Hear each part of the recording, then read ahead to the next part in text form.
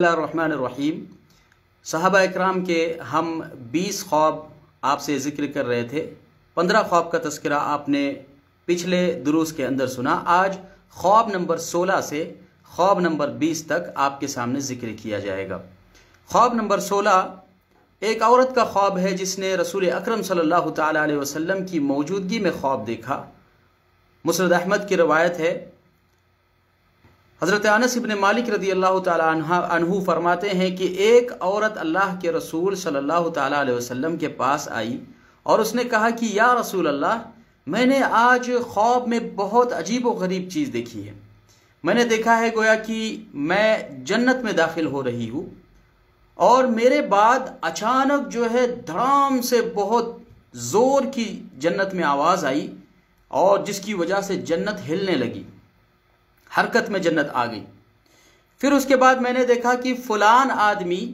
اور فلاں آدمی، یہاں تک کہ اس عورت نے 12 آدمیوں کا نام لیا، کہا کہ یہ 12 آدمی اس کے بعد جنت میں داخل ہو گئے اور جنت میں داخل ہونے کے بعد انہیں ہر آدمی کو سونے کی ایک ایک کرسی پر بٹھایا گیا اور ان کی گردنوں سے خون بہہ رہا تھا۔ تو فرشتوں سے کہا گیا کہ ان لوگوں کو لے کر نہر حیات میں یا نہر سدح جس کو کہتے ہیں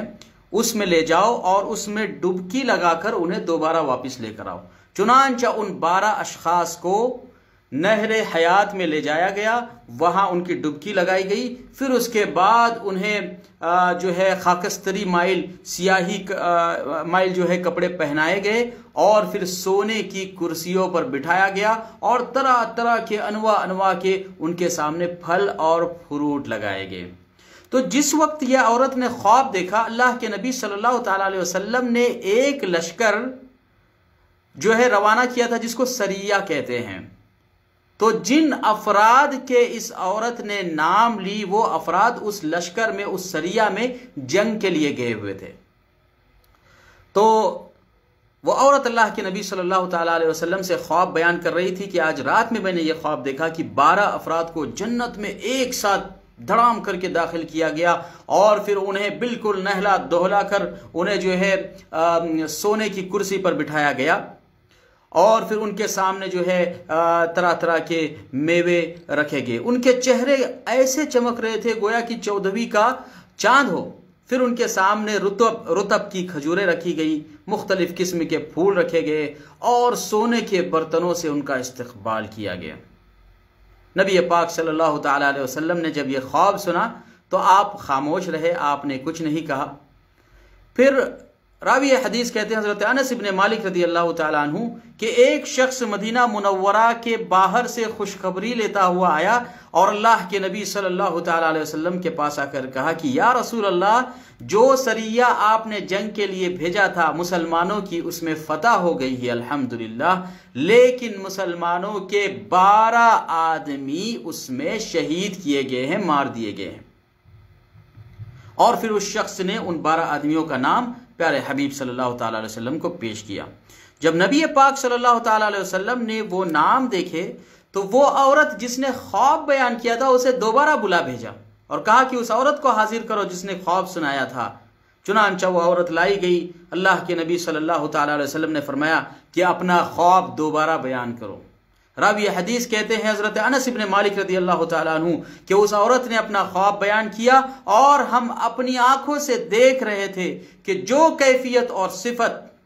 اور جن لوگوں کے نام اس عورت نے بیان کی وہی نام لے کر وہ قاصد آیا اور اس نے بتایا کہ یہ 12 لوگوں کی جو ہے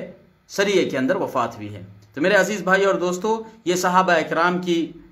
ایک جنگ کے اندر قربانی سے متعلق اور جنت سے متعلق ایک بشارت تھی جو نبی پاک صلی اللہ تعالی علیہ وسلم کی موجودگی میں ایک عورت نے بیان کی اور حقیقت میں ایسے ہی ہوا۔ تو اس حدیث میں بہت سارے مسائل بیان کیے گئے. سب سے پہلے تو جنت کے کانپنے کا تذکرہ ہے، اور چونکہ حدیث میں وارد ہے اور صحیح حدیث سے ثابت ہے، اور اسی طریقے سے دیگر حدیثوں میں تو یہاں تک آیا ہے کہ اللہ اہتز عرش الرحمن، اللہ رب العالمین کا عرش حضرت سعد ابن معاذ رضی اللہ تعالیٰ عنہ کی وفات پر ہل پڑا. سعد ابن معاذ مدینہ کے مالداروں میں ایک اور مدینہ کے کمانڈروں میں سے ایک، جوان سال 36 سال کی عمر میں آپ کی وفات ہوئی، اور اللہ کے نبی صلی اللہ تعالیٰ علیہ وسلم نے ان کے بارے میں کہا تھا کہ سعد کی موت پر رحمان کا عرش ہل پڑا ہے.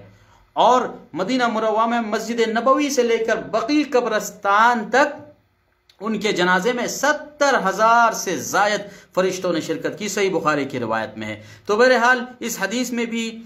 جنت کے کانپنے کا تذکرہ ہے جو عورت نے خواب میں دیکھا تھا، اور اس حدیث میں ان 12 لوگوں کی شہادت کا ذکر ہے جن کی جو ہے جنت میں تکریم کی گئی، اور ہر ایک کو سونے کی کرسیوں پر بٹھا کر مختلف قسم کے میوے اور پھل ان کے سامنے رکھے گئے. یہ خواب نمبر 16 تھا جو اللہ کے نبی صلی اللہ تعالی علیہ وسلم کی موجودگی میں دیکھا گیا. خواب نمبر 17 صحابہ اکرام کے خوابوں میں سے ایک خواب جسے حضرت عبداللہ بن عمر رضی اللہ تعالیٰ عنہ نے بیان کیا کہ حضرت عثمان بن عفان رضی اللہ تعالیٰ عنہ کی جب وفات ہوئی تو اپنی وفات سے ایک دن پہلے، اور بعض روایتوں میں کہ صبح کے وقت میں، حضرت عثمان بن عفان رضی اللہ تعالیٰ عنہ لوگوں سے یہ خواب جب ان کا حصار کیا گیا اور جو لوگ ان کے پاس جاتے تھے چھپکے سے ان سے بیان کیا کہ آج میں نے پیارے حبیب محمد الرسول اللہ صلی اللہ تعالی علیہ وسلم کو خواب میں دیکھا ہے، اور آپ نے مجھ سے یہ کہا کہ یا عثمان افطر عندنا، اے عثمان ابن عفان آج افطاری آپ ہمارے پاس کرو گے. تو یہ حدیث مصنف ابن ابی شیبہ کی ہے، حدیث نمبر 32,532. اور مصنف ابن ابی شیبہ کے حدیثوں کی تخریج کیسے کی جاتی ہے ہم نے پچھلے درس میں آپ کو بیان کیا تھا. اس روایت کو محققین نے جنہوں نے مصنف ابن ابی شیبہ کی تحقیق کی ہے حسن قرار دیا ہے، مختلف طرق سے وارد ہے. البتہ یہ جو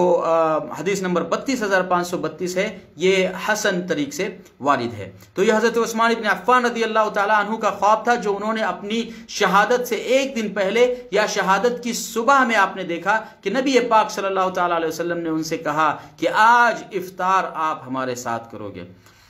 خواب نمبر 18 حضرت ابو ہریرہ رضی اللہ تعالی عنہ کی تعبیر سے متعلق ہے. حضرت ابو ہریرہ رضی اللہ تعالی عنہ بھی خواب کی تعبیر میں بہت مہارت رکھتے تھے. چنانچہ ان کے پاس ایک آدمی آیا اور اس نے کہا کہ کسی بزرگ نے مجھے بہت جکڑ کے رکھا ہوا ہے.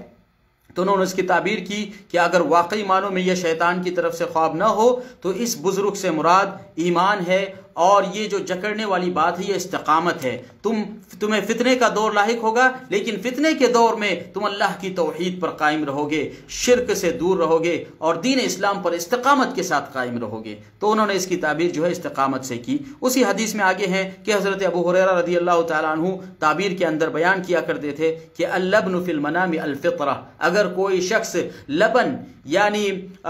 شفاف دودھ یا اس کو آپ دہی کہہ لیجئے اگر اپنے خواب میں دیکھے تو یہ اس بات کی علامت ہے کہ وہ شخص فطرت پر قائم ہے، اللہ کی توحید پر قائم ہے. اس حدیث کو بھی جو ہے محققین نے مصنف ابن ابی شیبہ کی تحقیق میں صحیح قرار دیا ہے. خواب نمبر 19 حضرت مسروق رحمہ اللہ جو کہ تابعی ہیں اور حضرت عائشہ رضی اللہ تعالی عنہا سے انہوں نے جو ہے روایت کیا ہے، تو وہ بیان کرتے ہیں کہ حضرت عائشہ رضی اللہ تعالی عنہا نے ایک دن مسروق سے کہا رحمہ اللہ کہ آج میں نے خواب میں اپنے آپ کو ایک ٹیلے کے پاس یا ایک کنویں کے پاس میں نے دیکھا، اور میں نے ساتھ میں یہ دیکھا کہ میرے اطراف میں گائے کو ذبح کیا جا رہا ہے، میرے اطراف میں گائے کو ذبح کیا جا رہا ہے. تو بعض روایتوں میں آتا ہے کہ مسروق رحمہ اللہ جو کہ تابعی میں سے ہے، انہوں نے حضرت عائشہ سے کہا کہ یا عائشہ اگر آپ ایسے وقت کو پالو، اس سچویشن کو پالو تو آپ اس میں شریک نہ ہونا، آپ اس میں شریک نہ ہونا. اور بعض روایتوں میں ہے کہ مسروق رحمہ اللہ نے یہ بھی کہا کہ ان استطعتی الا تکونی انت ہی فافعلی، اگر تم کوشش کرو کہ اگر یہ فتنہ جو تم نے اپنے خواب میں دیکھا ہے اگر یہ ظاہر ہو جائے تو اس میں شریک نہ ہونا. تو ہم سب جانتے ہیں جنگ جمل کی صورت میں جو ایک غلط فہمی کی بنیاد پر ایک جنگ ہوئی، اور جس کو بنیاد بنا کر بہت سارے ناسمجھ لوگ صحابہ اکرام پر تنقید کرتے ہیں اور اس جنگ کو جو ہے صحابہ کے اختلاف میں ذکر کرتے ہیں، یہ ہمیں طریقہ اپنانا نہیں چاہیے۔ حضرت عمر بن عبدالعزیز رحمہ اللہ کا قول ہمیشہ ہمیں یاد رکھنا چاہیے۔ جب ان سے پوچھا گیا صحابہ اکرام کے اختلافات کے تعلق سے تو فرمایا تلک دماء طہر اللہ منها قلبی فلا اخضب فیہا لسانی، کہ وہ تو بیچارے ایسے پاک بندے تھے اللہ رب العالمین کے کہ جن کے تعلق سے غلط سوچنے کو اللہ نے میرے دل کو محفوظ رکھا ہے، تو میں اپنی زبان کو کیوں گندا کروں۔ لہٰذا صحابہ اکرام کے ان اختلافات میں جو ہے ہمیں توقف اختیار کرنا چاہیے، سارے صحابہ اکرام کے ساتھ حسن ظن رکھنا چاہیے، اور اللہ کے نبی صلی اللہ تعالی علیہ وسلم کے چونکہ یہ مبارک صحابہ ہے، ان کے فضائل وارد ہے، لہٰذا ان کے بارے میں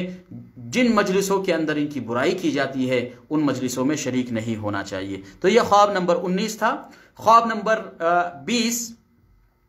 حضرت ثابت رضی اللہ تعالیٰ عنہ کی روایت ہے، جو انہوں نے حضرت انس بن مالک اور ابو موسیٰ اشعری رضی اللہ تعالیٰ عنہما سے روایت کیا ہے کہ ان دونوں میں سے ایک نے ایک خواب دیکھا، اور ہم سب جانتے ہیں کہ ابو موسیٰ اشعری رضی اللہ تعالیٰ عنہ معمولی انسان نہیں تھے، بہت بڑی شخصیت تھی۔ اللہ کے نبی صلی اللہ تعالیٰ علیہ وسلم کے بعد حضرت ابو بکر صدیق اور حضرت عمر کے زمانے میں عدن جو یمن کے طرف کا ایریا ہے، جس کو ہم خمیس مشید، نجران اور اس کے اطراف میں جو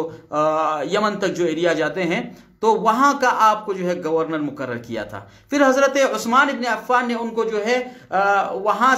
وہاں کی گورننگ سے برخاست کر کے انہیں بصرہ میں بھیج دیا۔ بعض روایتوں میں کہ حضرت عمر نے بھیجا تھا، اور بعض روایتوں میں ہے کہ حضرت عثمان نے بھیجا، لیکن صحیح بات یہ ہے کہ حضرت عمر رضی اللہ تعالیٰ عنہ کے زمانے ہی میں یا اس سے پہلے انہیں عدن سے بصرہ کی طرف گورنر بنا کر بھیجا گیا۔ اور ہم سب جانتے ہیں کہ جنگ صفین کے اندر حضرت علی رضی اللہ تعالیٰ عنہ نے انہیں جو ہے حکم مقرر کیا تھا کہ آپ بزرگ شخصیت ہیں، آپ جو فیصلہ کر دیں اس فیصلے پر ہم تنازل کی کوشش کریں گے۔ بہرحال حضرت ابو موسیٰ اشعری رضی اللہ تعالیٰ عنہ اور انس ابن مالک تو ہم سب جانتے ہیں اللہ کے نبی صلی اللہ علیہ وسلم کے خادم، جنہوں نے 10 سال تک آپ صلی اللہ تعالیٰ علیہ وسلم کی خدمت کی۔ پھر اس کے بعد اللہ کے نبی صلی اللہ تعالیٰ علیہ وسلم نے انہیں کئی جو ہے مبارک عہدے نصیب فرمائے، ان میں جو ہے پیارے حبیب صلی اللہ علیہ وسلم کے زمانے میں اور حضرت ابو بکر صدیق کے زمانے میں بھی وہ شام کے ایریا میں جو ہے والی کے طور پر مقرر تھے۔ تو یہ واقعہ جو تقریباً یہ خواب جو ذکر کیا گیا تقریباً یہ بصرہ کا واقعہ ہے جو عراق کی سرزمین میں واقع ہے۔ تو بصرہ میں اس وقت حضرت ابو موسیٰ اشعری اور انس ابن مالک موجود تھے، اور خواب دیکھا انہوں نے حضرت عمر ابن خطاب کے تعلق سے جو کہ مدینہ منورہ میں تھے۔ تو فرمایا کہ میں نے خواب کے اندر دیکھا گویا کہ میں تنگ راستوں کے اندر چل رہا ہوں،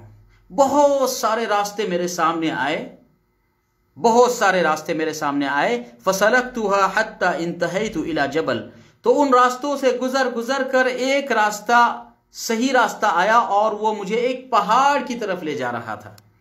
چنانچہ میں اس راستے کے ذریعے پہاڑ پر چڑھا۔ اپنے خواب میں بیان کر رہے ہیں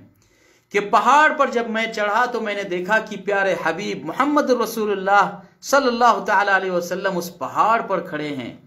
اور آپ کے بغل میں حضرت ابو بکر الصدیق رضی اللہ تعالیٰ عنہ کھڑے ہیں، اور آپ اشارہ کر رہے ہیں حضرت عمر کی طرف اور ان سے پہاڑ پر آنے کی درخواست کر رہے ہیں۔ تو فرماتے ہیں کہ جب حضرت انس کا یہ خواب ابو موسیٰ اشعری نے سنا تو کہا انا للہ و انا الیہ راجعون، تو انہیں تعجب ہوا کہ آپ نے انا للہ کیوں پڑھا؟ تو کہا کہ یہ جو آپ نے خواب دیکھا ہے اس کی تعبیر یہ ہے کہ نبی پاک صلی اللہ تعالیٰ علیہ وسلم کے بغل میں حضرت ابو بکر صدیق کھڑے ہیں، اور حضرت عمر کو جو اشارہ کر رہے ہیں حضرت عمر رضی اللہ تعالیٰ عنہ کی وفات قریب ہے۔ تو کہا اچھا یہ بات ہے، تو پھر آپ مدینہ منورہ جو ہے قاصد کو اور لیٹر دے کر کیوں نہیں روانہ کرتے اور حضرت عمر کو خبر کیوں نہیں کرتے کہ آپ کی وفات قریب ہے؟ تو ابو موسیٰ اشعری رضی اللہ تعالیٰ عنہ نے فرمایا، اور یا اگر یہ خواب حضرت انس کا مانا جائے، دونوں روایتیں ملتی ہے، تو انہوں نے فرمایا کہ تم مجھے حضرت عمر بن خطاب جو کہ صاحب جلال ہے ان تک مجھے یہ خبر پہنچانے کے لیے کہہ رہے ہو کہ ان کی وفات قریب ہے، یہ خبر ان تک پہنچاؤ۔ تو انہوں نے جو ہے اس پر تعجب کا اظہار کیا. تو یہ خواب نمبر 20 تھا جو مصنف ابن ابی شیبہ کے اندر ہے، حدیث نمبر 32,542، اور